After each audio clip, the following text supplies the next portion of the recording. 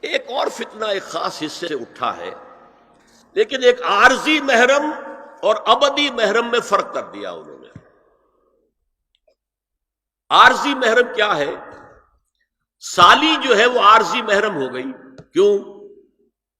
کہ جب تک اس کی بہن زندہ ہے جو آپ کی نکاح میں ہے، آپ کی شادی سالی سے تو نہیں ہو سکتی، تو جس سے شادی نہیں ہو سکتی وہ محرم ہو گئے، تو یہ عارضی محرم ہے۔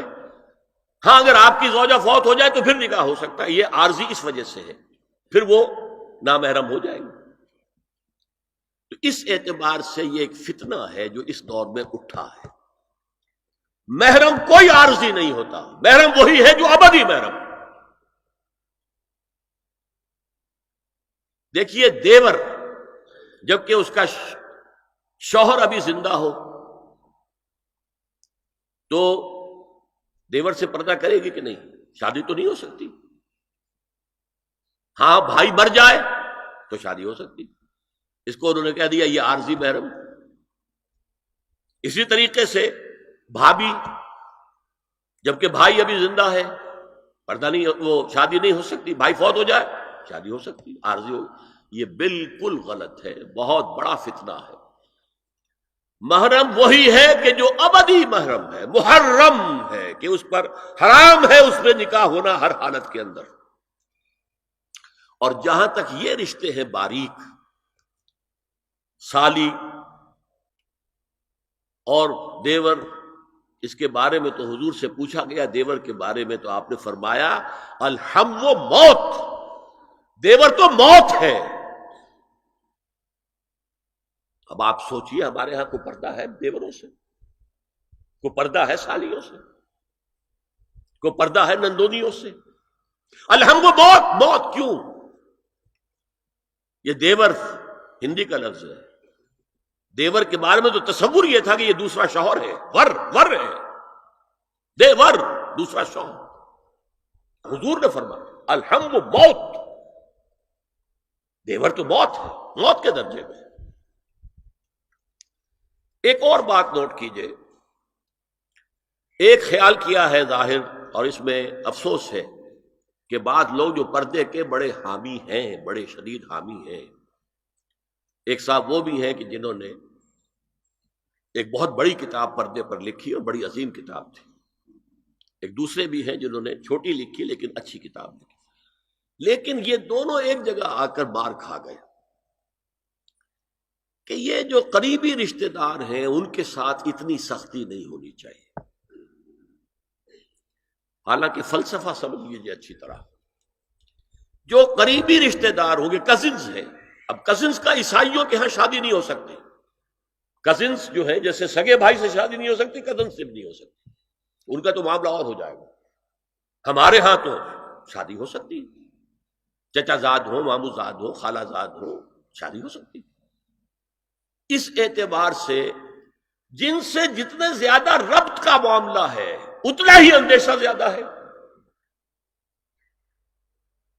ایک عورت نے کسی کو راستہ چلتے ہوئے ایک مرد کو دیکھا، فرض کیجئے کہ اس کی نگاہ کے اندر کوئی وہ کھب گیا کسی وجہ سے، مردانہ وجاہت اسے اچھی لگی، پھر تو اسے ملنا ہے نہیں دیکھنا ہے، وہ تو راستے کا معاملہ تھا، آیا گیا ختم ہو جائے گا۔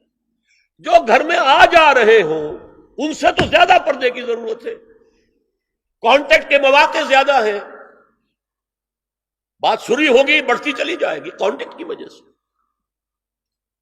اچھا اسی میں ایک بات دیکھیے، کچھ لوگ کہتے ہیں اچھا جی تو پھر مردوں کا بھی پردہ ہونا چاہیے۔ نہیں، عورت کا مرد کو دیکھنا کچھ اور ہے، مرد کا عورت کو دیکھنا کچھ اور ہے۔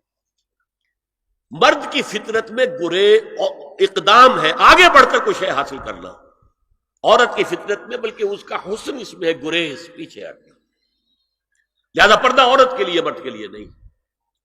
لیکن اگر کسی مرد سے ایک رابطے کا معاملہ زیادہ ہونے کا امکان ہو تو نابینا سے بھی پردہ ہے۔ وہ میں آپ کو حضرت ام سلمہ اور حضرت میمونہ نبی صلی اللہ علیہ وسلم کے پاس بیٹھی تھی، اتنے میں حضرت ابن ام مکتوم آ گئے۔ نبی صلی اللہ علیہ وسلم نے ان دونوں سے فرمایا احتجبا منہ، ان سے پردہ کرو۔ ازواج نے عرض کیا یا رسول اللہ الیس اعمی لا یبصرنا ولا یعرفنا، حضور کیا یہ اندھے نہیں ہیں؟ یہ نہ ہمیں دیکھ رہے ہیں نہ ہمیں پہچانتے ہیں. فرمایا افعمدایان انتما، کیا تم دونوں بھی اندھی ہو؟